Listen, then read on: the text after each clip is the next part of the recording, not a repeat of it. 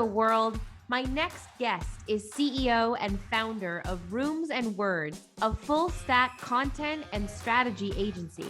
She is host of the Looks Like Work podcast, and she also co-founded Emerge, an award-winning mentoring startup. She's been featured by the BBC, Wired, Huffington Post, and more, and has given keynote speeches at Facebook, Microsoft, and Google. Please join me in welcoming Chedva Kleinhandler to the show. Chedva, I hope I did your last name justice there. Are you ready to get radically transparent with me? I am so ready, and you did it so much more justice than so many other people. So kudos to you. Thank you. And I'm so happy to hear that. And listen, I'm thrilled to have you on the show. Just for our listeners out there, Chedva and I actually met through a Facebook group where moms come together who work in tech.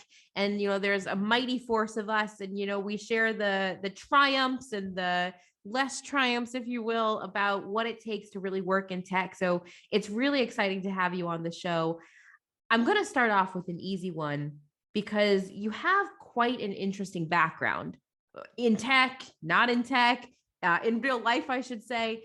And some may even call it unconventional.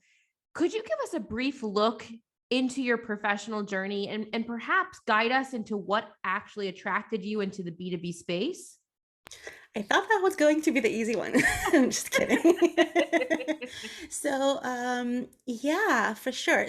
When I started my career, I was very, very young. I'm ultra-orthodox. I got married at 18. I went and studied translation, just, growing up in a bilingual family, being a mighty bookworm, that felt like the kind of natural path, and I loved it. I translated TV subtitles and fiction and nonfiction books from English to Hebrew. Really loved it for a few years. And I always joked, I thought that I was like very much an introvert, and that I loved, you get the book from the publishing house, you then like just for 3 months, you don't see anybody, you don't talk to anybody, you do your thing, and then you go back and you have like the kind of the editing back and forth, and you kind of schmooze a little, network a little, just remind them that you're there so they remember you for the next project or the next book. And I was like, sign me up. I'm a bookworm. I'm an introvert. I love working from home. This is like, just to remind you, or tell you, this is like 2007, 2008. So that wasn't as common as now. And I pretty much thought that was going to be my career path going forward.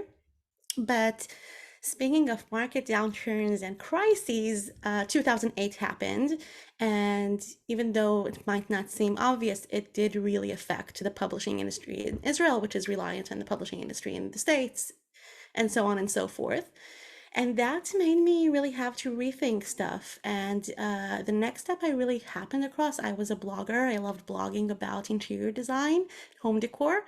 Um, and very soon brands started coming to me and saying like, hey, we see you interact with our audiences online. And that wasn't as obvious as it is now. There weren't any like business pages on Facebook, let alone, paid ads.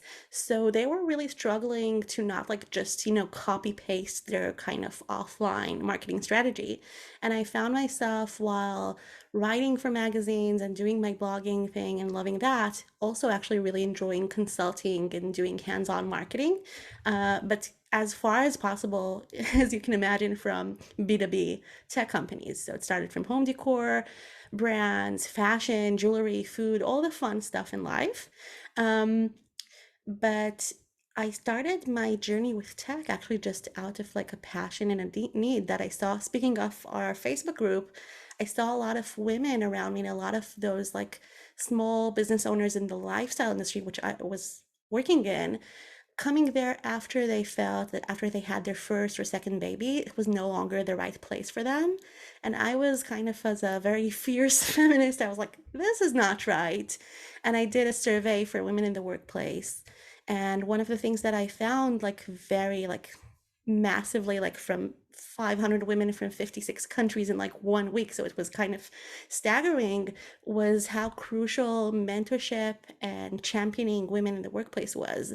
And that got me started on my path to, as you mentioned, found Emerge, which is was an internal mentoring, peer-to-peer mentoring and learning platform inside organizations. So we ended up raising close to $1 million, working with companies like Facebook and Siemens and a bunch of, unicorns. And suddenly, from a very, very, very B2C, maybe SMB world, I found myself like plunged right in the middle of tech, not only B2B, but enterprise SaaS, working with stakeholders like chief people officers, learning and development, all this like hierarchy. And that was a huge learning curve. And as you can probably imagine, imagine a huge roller coaster. Sorry. I did that from 2015 to like the midst of like the first or second lockdowns, when we unfortunately had to close Emerge. But yeah, that was a huge learning curve. And when I went back to founding my marketing and content agency, Rooms and Words, I knew that I wanted to bring that perspective and that experience into it. I think that's such a fascinating journey. I mean, on so many levels, right? And being catapulted into the world of enterprise tech, one, right? And also, I think many of us who work professionally in social specifically, we take for granted that only 10 years ago, right, that social came into the sphere of marketing and of businesses, but then even less time than that, right? It wasn't what it was, right? Like It's crazy, 2007, right? LinkedIn isn't what it was today. And Facebook, you could type on someone's wall, but it wasn't what it There what was it no was. Instagram, like. Right? So it's wild to me how quickly and how dynamic the world of tech and specifically the world of social media changes and how we must adapt to that, which leads me into my next question for you. Just thinking about that journey. I mean, today, where we are today, what on earth is keeping you up at night professionally? So I just have to give you an anecdote about what you said before, because even before I thought myself as a person who works in tech, I was really very excited about all the new platforms and possibilities that tech brought with it. So definitely, I think like being on your toes and always like not only adapting but kind of being excited about the next big thing, um, is definitely something that us marketers should have as part of our skill set.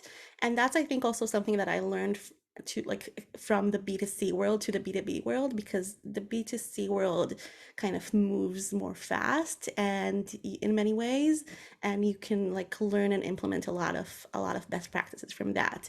But to your question, what keeps me up at night? Well, so as I mentioned, I started Emerge, started Rooms and You started a Words. few. Yeah, you started a few. You're definitely one to um, watch. so I started Rooms and Words 2 years ago in this iteration as, like a content marketing and strategy agency. And in the beginning, it was just me, but I was like, this time I was very adamant. I really knew that I wanted it to be an agency. One of the things that I loved working as a CEO and co-founder of Emerge was really team management. I know a lot of people, it's kind of the bane of their existence, but for me it was like I really felt, speaking of parenting and motherhood, that is like my comfort zone. Like I really feel like I can feel like imposter syndrome about a lot of things, but I know I'm a great mom and I'm a great manager. So that was like a big thing. It took time to like come to fruition. I think only like I hired my first writers around December 2020, but only like really around November 2021, which is like 6, 7 months ago. If people are listening to this like later on, did it really like start like operating as an agency where like also clients have visibility to team members and not just me? people tag team on different projects, and I love it. It makes my heart sing. But the flip side of it, I think, or maybe not the flip side, but the challenge of it is that I'm constantly thinking, and it's definitely keeping me up at night. How do we scale? I'm kind of bringing that tech and startup um, mindset into going back to this like the services world. So you definitely, it's not built to scale in the same way, but still, how do we kind of disconnect um, revenue and income from just our time, and how do we grow and scale without burning out, uh, while like making sure that everyone is kind of in their genius zone, so not necessarily their comfort zone, but that they are growing, learning, and enjoying what they're doing. So yeah, that I think that is definitely something that on many leaders plate of where they're not sleeping is running through their heads in terms of employees and team members. And I like how you called it the genius zone. I think that's what we are, seek, right, to make sure that our team members are in the environments in which they are able to grow and learn themselves to produce their best work. um, but as a leader, as a CEO, as a founder, right? It's not an easy task. There's many different personalities, there's many different work styles. Today there's the hybrid world we're all living in, maybe slowly all getting pulled back into the office. But what when you look at your team and your employees, what do you expect from your employees? How should they, show up to work each day? Oh, wow. That's such a good question and a loaded one. I'll try to unpack it. So, first of all, we are a fully distributed team, like to the max. So, me and another two of our team members are here in Israel. We have two people in the States, one in Canada, one in South Africa, and one in Dubai.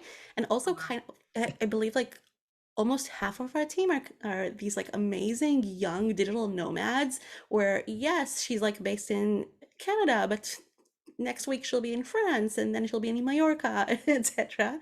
So first of all, I'm learning a lot from them. And I feel like as an extroverted introvert, going back to what I mentioned earlier, this is kind of really like a sweet spot between like being in a team, managing a team, but also enjoying some like me time and quiet and like, head to like desk or laptop time. Um, and I've been thinking a lot about your question lately because I've been reading this amazing book called Free Time by Jenny Blake. I actually just did an interview with Jenny, for my podcast. And it's definitely geared more towards like businesses like mine than towards like product-based businesses. Mhm. But she really talks about like how to free time and be less tied to just like what you do in your time or what your team does in their time. And one concept that isn't new, but I really liked how she kind of framed it or packaged it, was finding what energizes your team members and what kind of brings them down. And I believe, like, really, as a manager, my expectation, I think my number one expectation from my employees or my team members is communication and transparency. I really feel like it's such an obvious answer, but with like my journey at any like conjunction, just like it just like kind of reinforces how important that is. Just knowing where they're at, what they're struggling with. So like I think a lot of us struggle with perfectionism, so I definitely relate to that. But I don't want them to be perfectionists and then to kind of like, oh my God, like they were so perfectionists that like nothing happened, or like they took like a wild like left turn or something like that. Um, and I really, my expectation for myself as a manager is really to find the right fit of like, we talk about product market fit. So I would say task or project team member fit. And I Mm. think that's where the genius happens, going back to the genius zone that we discussed. And by the way, genius zone is not, I don't remember who said that. So I don't want to misquote, but it's definitely not my invention. And I think it's really important because we have the comfort zone, Yep. but I don't expect my team members to be always in their comfort zone, because I think that's where you can all also stall and become like very bored. But I also don't want them to be wildly out of their comfort zone all the time, which was what I had as a startup founder, which was exhilarating and thrilling, but also really can burn you out in a major way. So I think the genius zone is where you take the things that you really shine at, but then like really stretch them, and like are able to then, we're at the end of the day, as an agency, we're at the service of our end clients, and we want to shine to make them shine, right? So speaking of the agency, rooms and words, what'd you say the number one value? There's probably a bunch, but what's the value you bring to your customers? Oh, wow. I think the number one value really is that we have, first of all, we have, these amazing experiences and skills of more people than just me. But then that is all filtered through my experience as a startup founder. Mhm. So we can really, deliver all these values, amazing content and strategy across the board. So full stack is really an important thing for us, like you said. But then it's all filtered through that perspective of really knowing how to ruthlessly prioritize, and how to um, understand what our clients or our clients' bosses most of the time really need at the end of the day, to show clients, to show investors, to show the world, the market, the board, etc. Nice, nice. So listen, we kind of touched it at the beginning of the episode. And you and I really met in kind of this category, I would say woman in tech, moms in tech. And I'm curious to ask, because you've really done some incredible things in your professional journey. And I often look to you and, in our group and even here for advice or just to learn from your journey. What's one thing, in your opinion, as a woman in tech, that you wish perhaps you knew a year ago, or we can even take it back further, however you want to answer, maybe at the start of your journey in B2B, that perhaps would have changed the way you operate now that you know it today?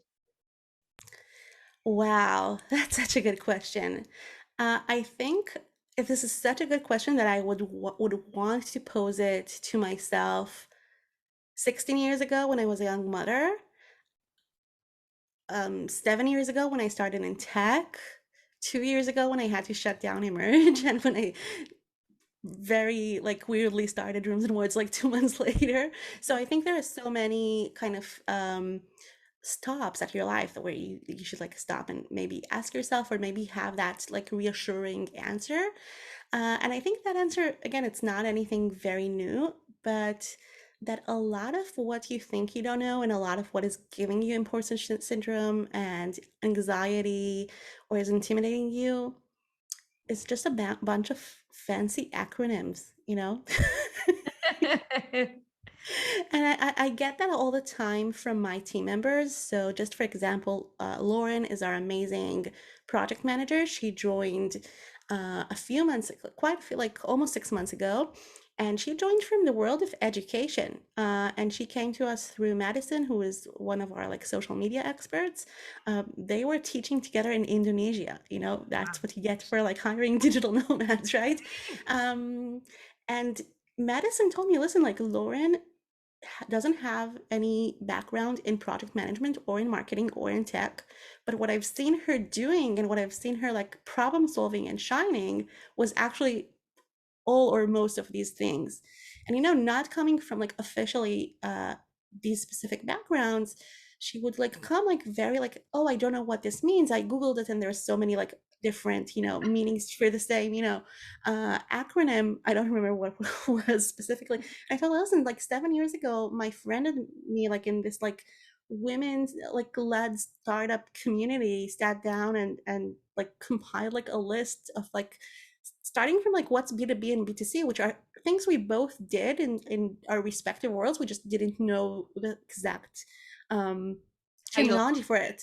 And I feel like that's like a metaphor for so many things, because like, first of all, yes, specifically for acronyms, that's a big thing. But also, if you so many people who you think are confident are also kind of sweating like behind their facade. And if you bring kind of your perspective just from your life, by the way, from being a parent, from being a person, from other jobs you've done, from other industries you've been in, you might find out that you already have the answers there, or at least like the questions that will guide you to find the answers. And I think it's a lot like a matter of confidence, really. I love that. I love that.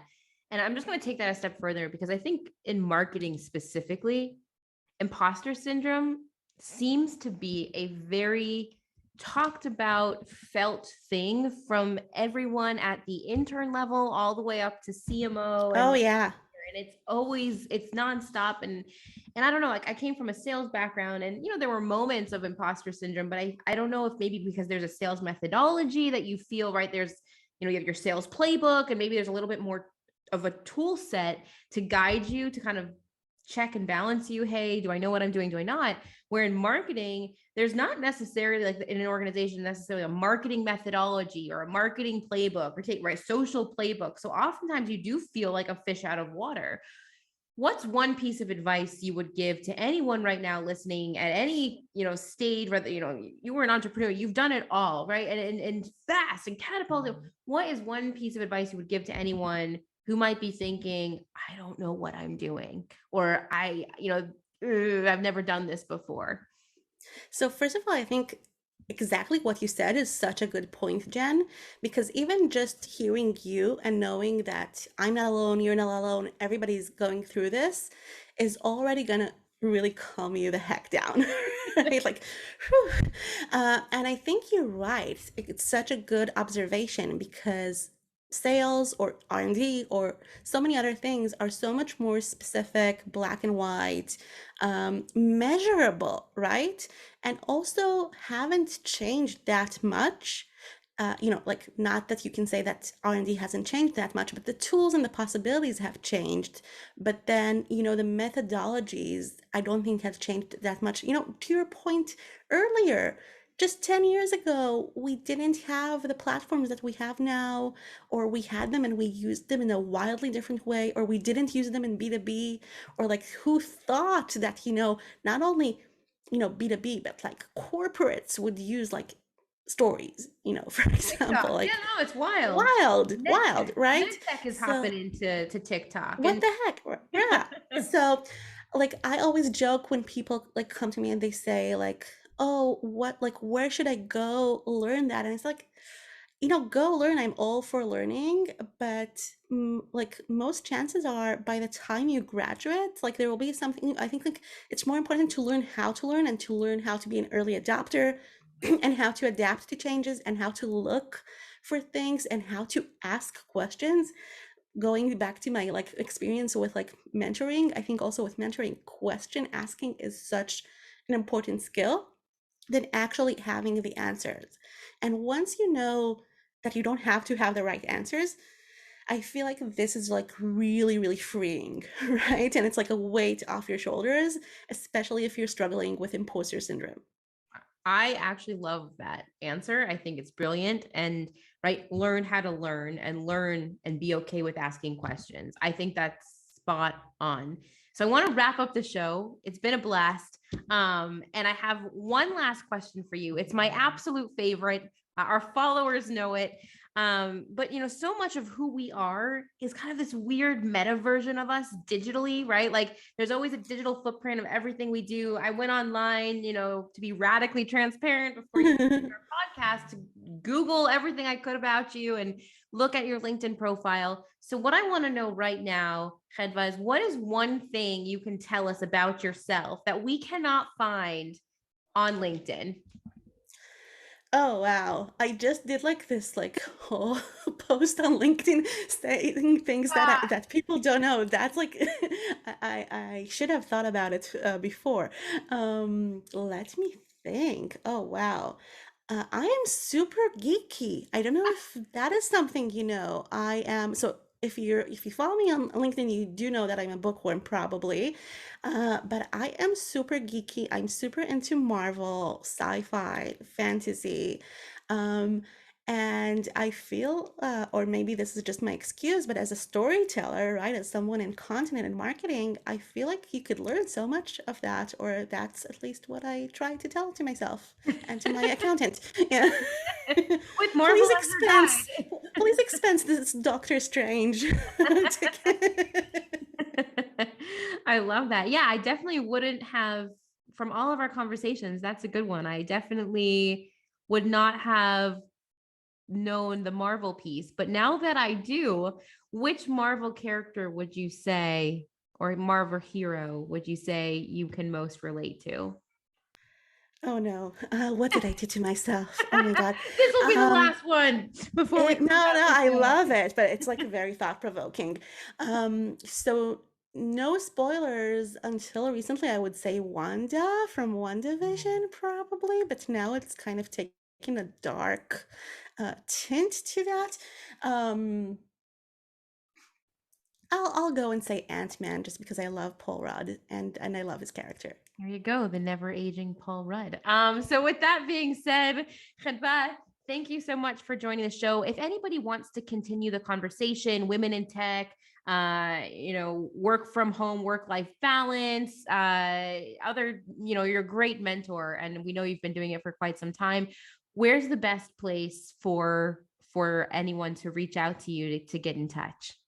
Thank you so much, Jen. I had so much fun. Yeah, I just want to hang out with you now. Coffee No, it like excuse. Yeah. So either come and hang out with me and Jen, we'll just like we'll find a time, is. or I have this podcast that I'm super passionate about. Looks like work. It's on Spotify, Apple Podcasts, wherever you can find podcasts.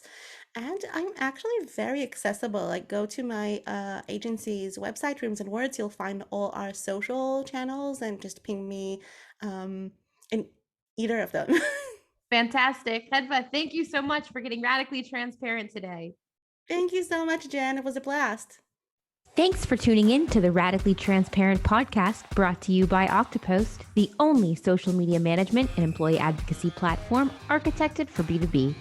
I'm Jennifer Gutman, your host and director of social strategy here at Oktopost.